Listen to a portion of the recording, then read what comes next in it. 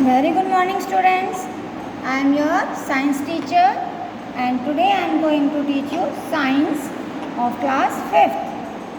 And today we continue chapter 6, health and disease. And today we discuss part 3rd of this chapter. So now see in the book. This is your science book, Science of class 5th. Now open chapter number 6. See, this is the chapter number 6, health and disease. इस chapter में बच्चों हम अपनी health यानी अपने स्वास्थ्य और बीमारी के बारे में पढ़ रहे थे। तो मैंने आपको हेल्थ के बारे में बता दिया पार्ट 1 एंड पार्ट 2 में। डिसीज़ हमारी 2 टाइप्स की होती हैं, communicable and non communicable diseases. ये हम आपको बता चुके हैं। Now today we start the how prevention of communicable diseases. कि हम अपने आप को कम्युनिकेबल डिसीजेज से किस तरह से बचा सकते हैं। So now open page number 58।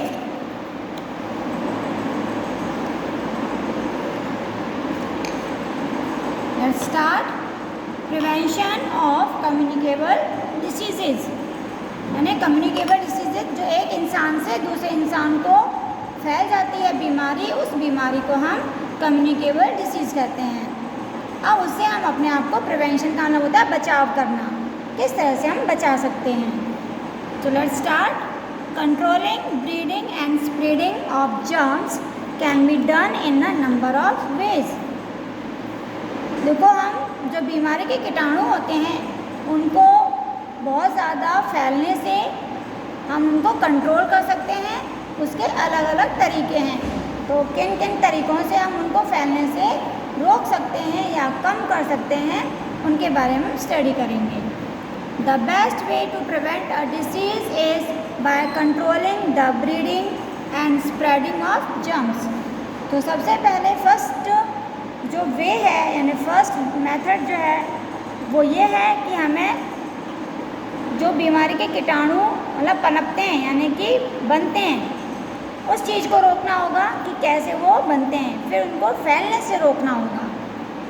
Now first is germs of certain diseases stay on articles. देखो, जो जर्म्स होते हैं बच्चों वो कहाँ कहाँ होते हैं, किस किस जगह पाए जाते हैं। किसी भी आर्टिकल्स यानी कि कोई भी वस्तु है उस पर मिलते हैं। अब जैसे हमारे क्लोथ्स हैं, कोम यानी कंघी हैं, towels and toys use by a patient. अगर कोई इंसान बीमार है, अगर उससे बीमारी हुई है यानी कि बीमार है, तो वो जिस वस्तु को वो यूज़ करता है उन सभी चीज़ों पर बीमारी के जो जर्म्स हैं वो आ जाते हैं। अब जैसे मान लीजिए वो कपड़े यूज़ कर रहा है, उसकी टॉवल है, उसका कंघा है, उसके टॉयज़ हैं या उसके जो भी बर्तन हैं, मतलब जिस चीज़ को वो छुएगा उस पर उसके जर्म्स आ जाते हैं। All such articles including the linen and clothing must be disinfected और boiled to kill the germs. तो इस तरह के जो बच्चों आर्टिकल्स होते हैं, अभी जो मैंने नाम बताया जैसे क्लोथ्स, टॉवेल, कोम, टॉयज़, तो इनके जर्म्स को ख़त्म करने के लिए हम इनको बॉयल वाटर में मतलब बॉयल कर सकते हैं वाटर में करके, जिससे कि उसके ऊपर जो जर्म्स हैं वो मर जाते हैं। The floor and the walls of the room. और जिस रूम में पेशेंट को रखा गया है उस रूम की जो दीवारें हैं और फर्श है उसको हम किस तरह से मतलब जर्म्स फ्री कर सकते हैं। Must be spread with the disinfectant, यानी कि जर्म्स को मारने के जो लिक्विड होते हैं, यानी कि जो समझ लीजिए जैसे आजकल सैनिटाइज़र चल रहा है, इस तरह से उनको फर्श पर और वॉल्स पर हम जब स्प्रे करेंगे तो स्प्रे करने से जो बीमारी के जर्म्स हैं वो मर जाएंगे। तो इस तरह से हम उनको जर्म्स को फैलने से रोक सकते हैं। Now second is biogas is a very useful gas and used to produce heat and electricity। बच्चों जो बायोगैस है वो बहुत ही यूज़फुल गैस होती है और इसका यूज़ हम हीट और इलेक्ट्रिसिटी मतलब हीट पाने के लिए और इलेक्ट्रिसिटी के लिए यूज़ करते हैं। It can be made from kitchen waste. और बायोगैस कैसे बनाई जाती है? जो हमारे किचन का जितना भी वेस्ट जो मटेरियल होता है, जैसे सब्जी के छिलके, फ्रूट्स के छिलके, जो भी किचन का कूड़ा निकलता है ना, सब्जी फ्रूट्स उनके छिलके जो होते हैं या सीड्स हैं, इन सब ये सभी वेस्टेज से हम बायोगैस बनाई जाती है। उसके साथ काऊ डंग जो होता है वो भी यूज़ किया जाता है। Cow dung can also be used. These wastes are collected and filled in covered tank and treated in a special way to make biogas. इन सभी चीज़ों को बच्चों जैसे सब्जी के छिलके, फ्रूट्स के छिलके और जो काऊ डंग यानी जो गोबर होता है, इन सभी को एक टैंक बनाकर ज़मीन के अंदर उसमें कलेक्ट किया जाता है और उसे कवर करके कुछ स्पेशल तरीके से उसको ट्रीट किया जाता है जिससे कि वो उसमें बायोगैस बननी शुरू हो जाती है। And the gas made is clean non smelling gas. और कुछ टाइम के बाद उनके सड़ने से जो गैस बनेगी बच्चों वो साफ़ सुथरी बिना स्मेल की गैस बनेगी और फिर उस गैस का यूज़ हम देखो गांव में क्या कहते हैं खाना बनाने के लिए भी किया जाता है। Now next is most of the germs die when exposed directly to fresh air and sunlight। और कुछ जर्म्स को हम डायरेक्टली धूप में सुखाने से, अगर हम चीज़ों को धूप में रख देते हैं तेज़ धूप में, तो तेज़ धूप से भी जर्म्स मर जाते हैं। So ventilate the house well to let fresh air and sunlight come in. इसलिए हमें अपना घर इस तरह से बनाना चाहिए कि उसके अंदर भरपूर फ्रेश एयर आ सके और सूरज की जो रोशनी है वो भी हमारे रूम के अंदर और हमारा जो घर है उसमें अंदर आ सके, क्योंकि फ्रेश एयर और सनलाइट का आना बहुत ही ज़रूरी है। उससे हमारे घर के अंदर जो जर्म्स होते हैं वो फ्रेश एयर और सनलाइट से मर जाते हैं। So expose clothes and bleeding to fresh air and sunlight from time to time. तो इसलिए हमारे जो क्लोथ्स होते हैं, क्लोथ्स पर भी जर्म्स होते हैं, तो अपने कपड़ों को भी हमें टाइम से सनलाइट में सुखाना चाहिए जिससे कि जो जर्म्स हैं वो ख़त्म हो जाएं, मर जाएं। Now next is a supply of clean and germ free water for drinking and cooking is essential for health. और बच्चों हमें अपने को हेल्दी रखने के लिए जो भी हमारा वाटर जो हम यूज़ करते हैं वो हमारा जर्म फ्री होना चाहिए, यानी कि प्योर वाटर ही हमें ड्रिंकिंग के लिए और कुकिंग के लिए यूज़ करना चाहिए जिससे हम हेल्दी रखें, अपने आप को रख सकते हैं। Impure water should be boiled for about 10 to 15 minutes and then stored in clean and covered containers.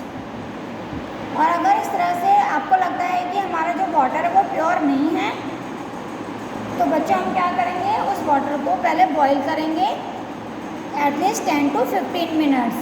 फिर हम उसे ठंडा करके उसे साफ मतलब छान कर फिल्टर करके एक कॉटन का बहुत बारीक कपड़ा लेना है, उस पर उसको फिल्टर करना है और फिर उसे साफ कंटेनर में हम स्टोर करके रखेंगे। तो वो वाटर जो हमें मिलेगा वो हमें एकदम प्योर वाटर मिलेगा। Water filters can also B use for purifying water. और आजकल तो बच्चों वाटर फिल्टर और प्यूरिफाइंग वाटर के क्या कहते हैं मशीनें भी आ गई हैं, जैसे आरओ है आपका, एक्वागार्ड है, तो हमें बॉईल करने की ही ज़रूरत नहीं है, उसमें डायरेक्टली वाटर अपने आप प्योर और फिल्टर हो जाता है। Now next is a chlorination is the way to purifying huge quantities of drinking water. अगर बच्चों हमें बहुत ज़्यादा वाटर को क्लीन करना है यानी कि प्योर करना है तो हम एक्वागार्ड या आरओ से इतना ज़्यादा वाटर प्योर नहीं कर सकते हैं, तो उसके लिए हमें क्या करना पड़ता है, क्लोरीन की टैबलेट आती हैं उसे, तो क्लोरीन की टैबलेट हम मान लीजिए कोई टैंक है, अगर हम उसमें टैंक में क्लोरीन की टैबलेट्स डाल देते हैं तो उस पूरे टैंक का जो वाटर है वो प्योर हो जाएगा, उसके अंदर जो भी जर्म्स हैं वो मर जाएंगे। तो इसे कहते हैं हम chlorination.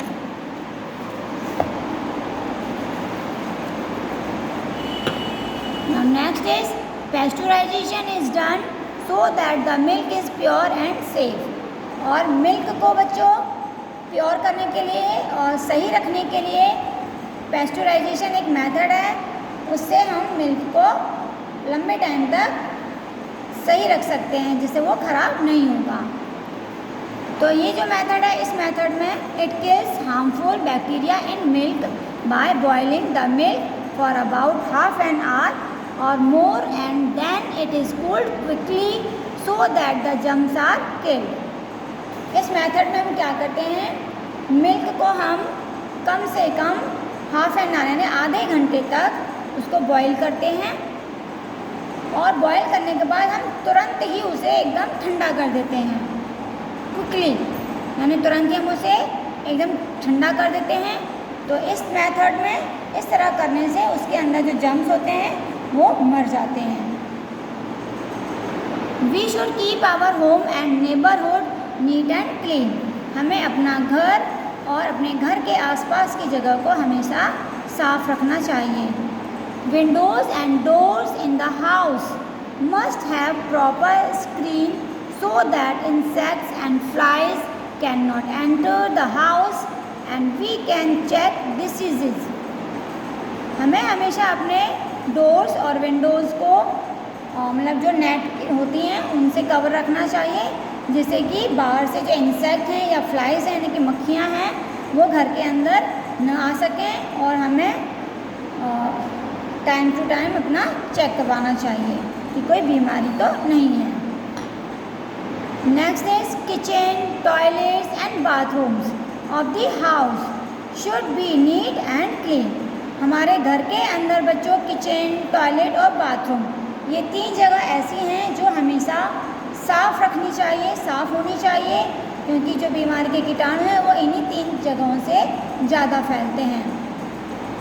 And drains should be covered, और जो नालियाँ होती हैं यानी कि जो गंदा पानी घर से बाहर जाता है तो वो सिस्टम यानी कि जो नाली का सिस्टम है वो हमारा ढका हुआ होना चाहिए, यानी कि खुली हुई नालियाँ नहीं होनी चाहिए। All the restaurants, hotels, bakeries should be NEET and clean. और जितने भी रेस्टोरेंट्स होते हैं यानी कि जो बड़े बड़े होटल्स होते हैं, बेकरीज होती हैं, वो भी साफ़ सुथरी होनी चाहिए।